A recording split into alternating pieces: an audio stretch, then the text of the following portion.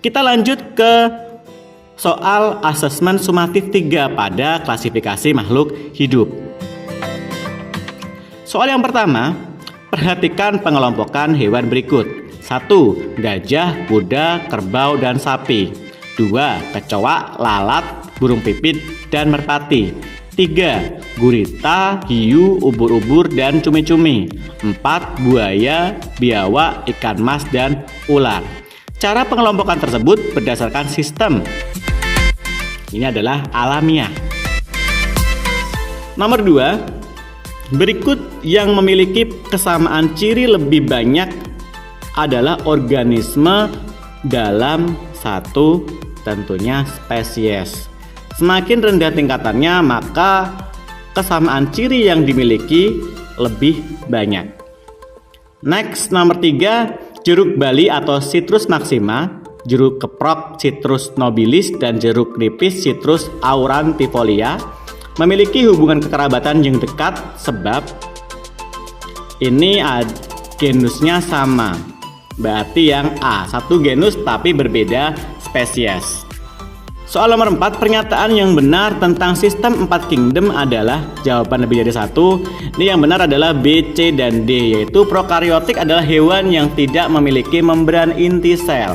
Yang C, bakteri dan alga hijau biru atau cyanobacteria dimasukkan ke dalam kingdom Monera. Yang D, kingdom Protista berisi organisme yang memiliki membran inti.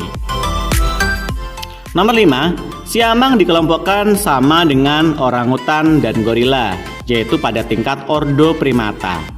Hal ini disebabkan karena siamang, orangutan, dan gorila memiliki kekerabatan yang sangat dekat. Pengklasifikasian makhluk hidup seperti disebutkan di atas termasuk sistem filogenetik atau dengan hubungan kekerabatan.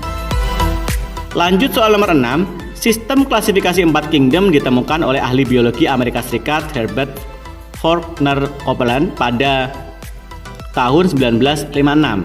Ia mengelompokkan makhluk hidup menjadi 4 kingdom, yaitu kingdom Monera, kingdom Protista, kingdom Plantae, dan kingdom Animalia.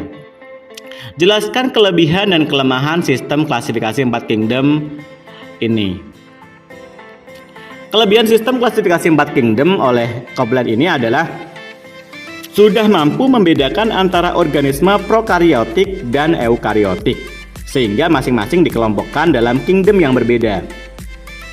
Adapun kelemahannya yaitu belum bisa membedakan antara jamur atau fungi dengan tumbuhan, karena fungi atau jamur bukan organisme autotrof layaknya tumbuhan, melainkan organisme heterotrof, yaitu tidak dapat mensintesis makanannya sendiri.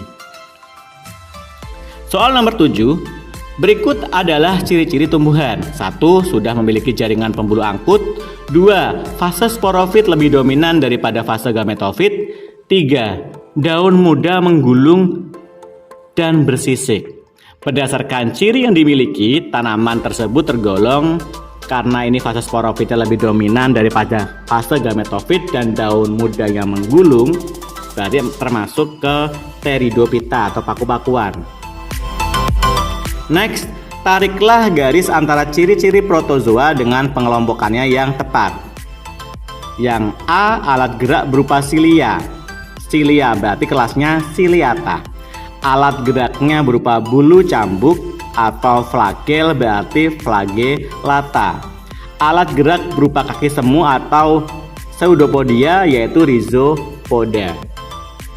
Soal nomor 9, perhatikan gambar organisme berikut. Itu ada gambar bakteri dan paramecium.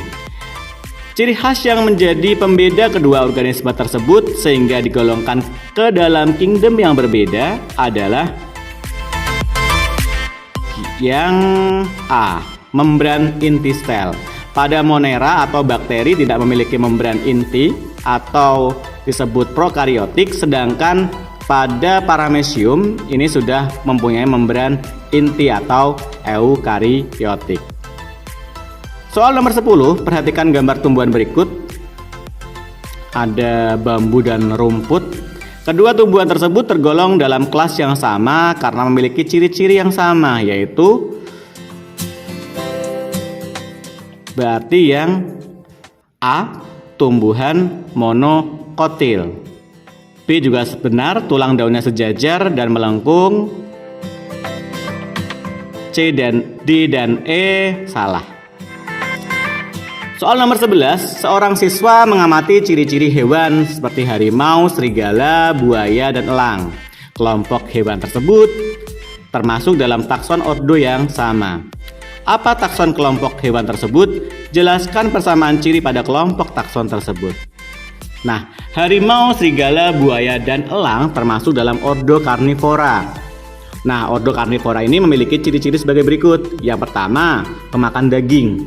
Yang kedua, jari kaki umumnya 5 atau paling sedikit 4, semuanya bercakar. Yang ketiga, gigi seri kecil dan gigi taring berkembang baik.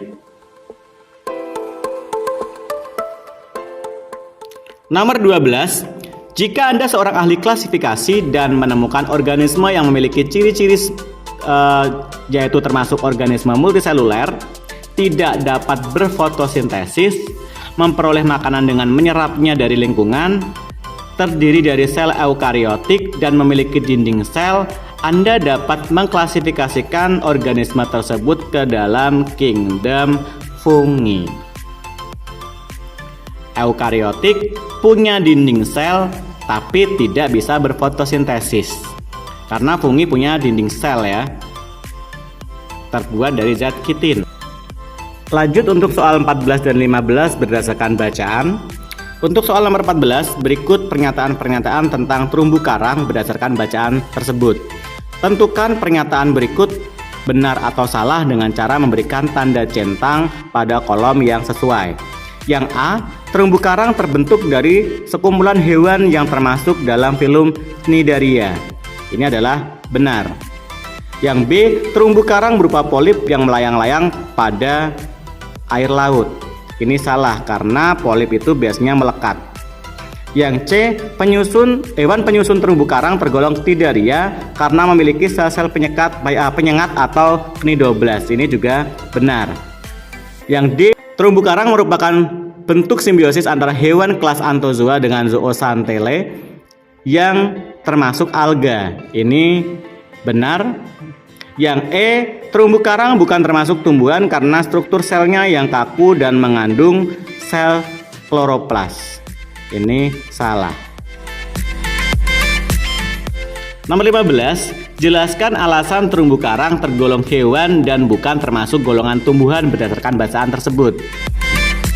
Terumbu karang tergolong ke dalam kingdom Animalia pada filum Cnidaria. Nah, Cnidaria merupakan kelompok hewan invertebrata yang secara strukturnya masih sederhana. Sama dengan hewan-hewan yang tergolong dalam Cnidaria lainnya, terumbu karang memiliki sel penyengat atau cnidoblast. Nah, hewan yang tergolong dalam Cnidaria juga memiliki karakteristik rongga perut yang besar, termasuk karang bukan termasuk tumbuhan karena sel polip yang membentuk terumbu karang tidak seperti sel pada tumbuhan. Ciri khas pada sel tumbuhan adalah struktur selnya yang kaku dan mengandung sel kloroplas yang mendukung suatu individu untuk melakukan fotosintesis secara morfologi dan anatomi. Sel-sel yang membentuk terumbu karang tidak memiliki ciri tersebut.